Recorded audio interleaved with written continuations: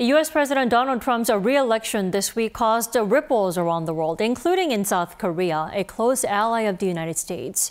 Now, the Yoon Suk-yeol administration has acted swiftly to cooperate with the once again president-elect.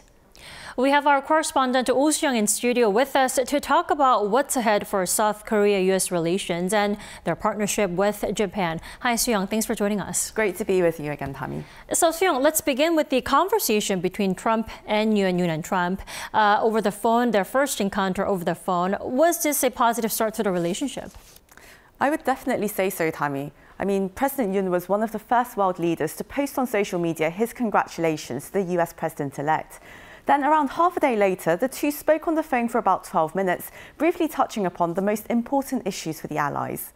On North Korea's security threat to the Indo-Pacific and the world, and its deployment of troops to aid Russia's war against Ukraine, Yoon and Trump exchanged assessments of the ongoing developments and expressed mutual concern over the situation.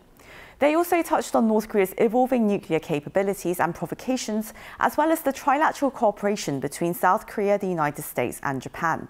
Now, particularly on trilateral cooperation, Yoon noted their relations had evolved, leading to the establishment of the trilateral Camp David framework. Now, he said this is in part due to Trump's first term, which enabled the trilateral cooperation. This comes amid concern in Seoul and Washington that a second Trump presidency would water down the efforts made by the Biden administration to institutionalize the agreements reached at the Camp David summit in August last year. And under the Camp David spirit and principles, the three sides had agreed to hold annual top-level meetings, jointly deter North Korea's nuclear and missile threat, address regional and economic security issues, as well as collaborate on cutting-edge technologies. As Seoul and Washington upgraded their ties to a global comprehensive strategic alliance last year, Yoon told Trump that he hoped the South Korea-US alliance would continue as a close partnership spanning security, economy and all other areas.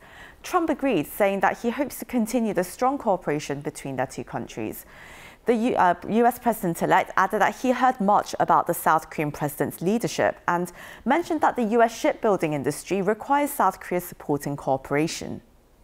So he talked about, say, naval vessels, U.S. naval vessels, which need something called MRO service from Korea. That is to say, maintenance, repair service from Korea. That, in fact, is something we've been talking about for a long, long time. But at the same time, I was very positively impressed that President Trump, in fact, understands about it, why we need cooperation in that area as well.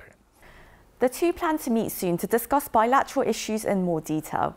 A Seoul presidential official told reporters in Seoul that Trump showed his desire to meet as soon as possible. So, yeah, Tammy, I would call that a positive start. Soo-young, still, there are concerns about bilateral relations, considering Trump's first term was a challenging time for the previous South Korean government. That's right. So that really is the lingering question for observers, experts, citizens, most people, right? What will be the future of South Korea-US relations under Trump, as well as the trilateral cooperation with Japan? Now, Trump's trademark diplomacy is to disregard alliances and ask them to pay more for security and also renegotiate trade deals. He's not been a fan of multilateralism either, pulling out of international regimes and preferring to deal with countries on a bilateral basis. Still, there's hope that the incoming administration will understand the necessity of working with countries like South Korea and Japan. Given South Korea's strategic importance in East Asia, it has become an indispensable partner for the US and Japan in maintaining regional stability and countering threats from China and North Korea. South Korea plays a vital role, especially in intelligence on North Korea, and its strengths in semiconductors and military capabilities make it a crucial partner. The US and Japan heavily rely on South Korea's cooperation in these areas, particularly in securing stable supply chains and leveraging South Korea's technological advances in semiconductors. Another factor to take into account is that relations between South Korea and Japan are vastly different from what they were during Trump's first term under the previous Abe and Moon administrations. With their diplomatic and trade ties normalized and the recognition that they need to work together on both present and future challenges, the two East Asian neighbours will continue to support trilateral cooperation, as Yoon and Ashiba agreed to do in early October. But the current leaderships in both those capitals, in Seoul and Tokyo, I think are very firmly committed to this path going forward.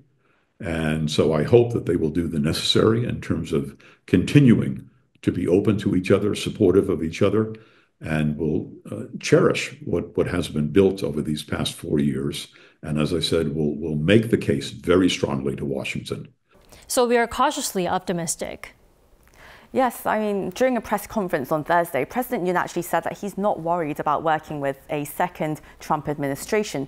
He said he's been engaging with figures close to Trump, such as his former officials like Mike Pompeo and Robert O'Brien, and was assured by them, and among others, that the incoming president's policies would avoid harming South Korea's business interests. In fact, the South Korean leader said that there could be great chemistry between him and President Trump. And in fact, during their phone call, they both showed enthusiasm on meeting as soon as possible in person to discuss these bilateral issues at hand. So I suppose we might see if they would hit it off during the first meeting. All right, Soo-young, thank you so much for the report today. Thanks for inviting me.